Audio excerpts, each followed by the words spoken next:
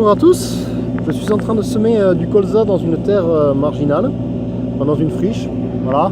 On avait mis quelques tournesols au printemps dernier, c'était pas un succès. Honnêtement, c'était pas un succès les tournesols. Mais voilà, c'est pour un apiculteur. Donc cette fois-ci, on sème du colza dans ce sable bien blanc. Il y a quelques années, ce terrain c'était encore un parking. Donc c'est pour ça qu'il y a autant de sable blanc, c'était le sable qu'il y avait sous le parking. Bon voilà, je vous propose de jeter un œil au semis de colza. Donc du semis direct de colza, car vous voyez encore les tournesols, donc on passe bien en direct dans cette terre. Et je vous propose de trouver ici les graines de colza. Bon, l'avantage, je ne sais pas si c'est un avantage, mais le sable blanc qu'il y a ici, c'est un peu comme le sable qui est à la plage. Il fait des belles pâtées. S'il est un peu humide et qu'on appuie, il se tasse très bien. Tenez, ici au bout de mon doigt, il y a un point bleu, et ça c'est une graine de colza. Elles ont une couleur bleue cette année, et voilà une graine de colza. Là, par rapport au semis, je suis un peu profond parce que je suis bien à 1,5 cm.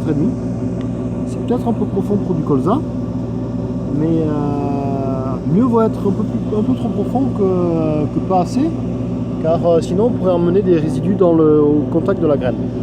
Ici, en étant un bon centimètre, on a un bon contact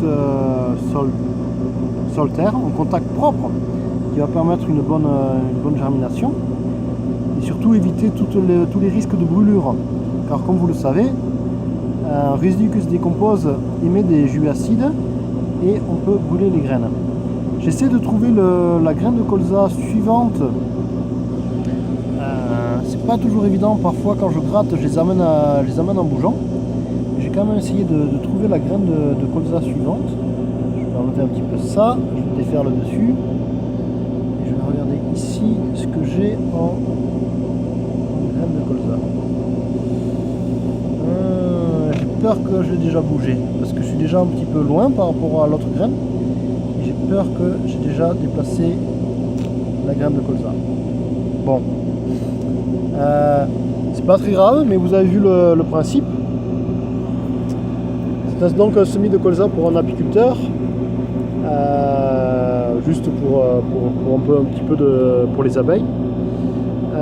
Donc la graine de colza est à 1,5 cm et on est en semis direct dans ce que moi je qualifie d'être une friche, quoi. Voilà. Merci d'avoir regardé cette vidéo. À bientôt. Au revoir.